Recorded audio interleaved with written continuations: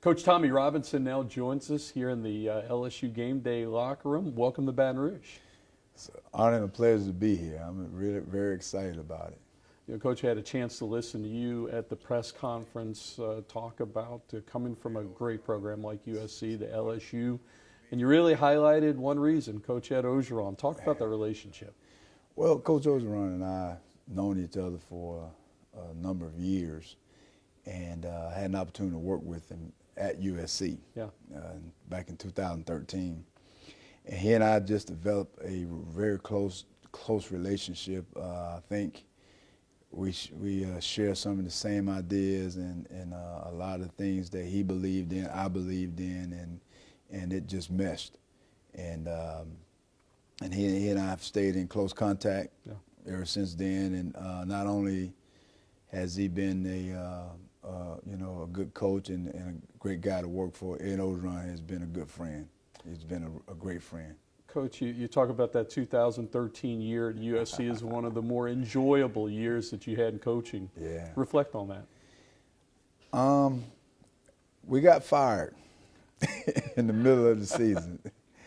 And I think there was only one guy on the planet at that particular time that could have gotten that team back together and not allow that team to just turn in and say, okay, it's over. Ed Ogeron pulled that team back together, and we were fired. And we had the most fun that I've ever had coaching. Every single day, I look forward to going to work. I look forward to being around those kids and just being around with Ed and his enthusiasm, the energy that he brings, the synergy that he created was phenomenal. And that team didn't fall down. That team, actually, we rose up, and we only had a few players. And what Ed Ogeron did to that team and the way he handled the staff, the coaches, our families, the way he dealt with our wives was just outstanding. It was phenomenal. And I say that we were fired because I never had so much fun being fired. Coach, you have an impressive resume. What a lot of folks don't realize is you are from the South. You're from Alabama, so you were raised around SEC football. So this will be your first opportunity to coach in the SEC. Let's discuss that and your thoughts on that. I'm from Phoenix City, Alabama. Born and raised, and like I said, I grew up in SEC country. It's like the backyard of Auburn almost. Well, it's about 20 minutes from Auburn. Yeah. 20, maybe 25, 25 minutes from Auburn University. And everybody in my family that attended the SEC school went to Alabama. And so I've been very familiar with the SEC, and being down south, being back in the South is a good thing for me. I really feel like I'm at home. You can hear the Southern swing in my voice. So I don't try to hide it.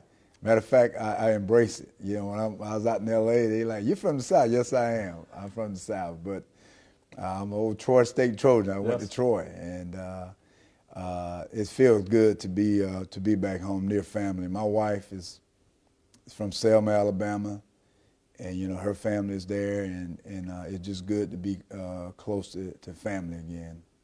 Finally, last question for you. You've been at a lot of places, known for having a great history of running backs. USC, Texas, I could go right down the line, and obviously that's the case at LSU. This has been a school that's run the football and put some running backs into the NFL. Your thoughts on tackling that challenge? You're used to the pressure, I guess.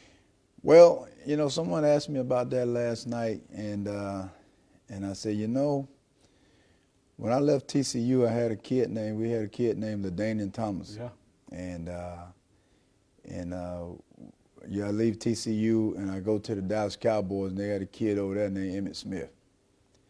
And I said, you walk in the room with Emmitt Smith, and who was at that particular time was probably in his eighth, ninth year of full vested vet.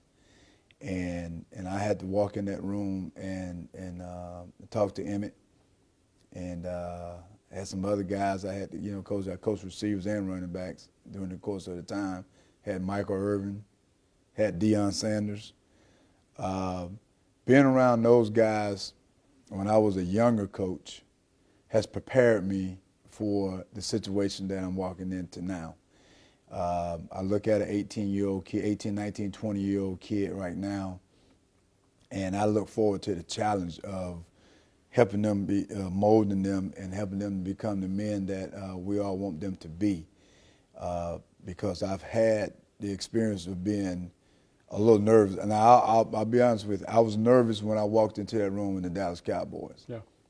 Now I embrace it, because, I've somewhat laid the foundation for this situation. So now I embrace it. Darius Geis and Darrell Williams coming Darrell back. Williams and Nicholas Brissett, Mm-hmm. and the other guys. I don't want to keep calling names because I know I missed some, but I embrace the opportunity to work with those young men and to be an intricate part of their lives. Welcome to LSU on behalf of all the Tiger family. Look forward to seeing you this fall. Welcome to Baton Rouge. All right, thank you.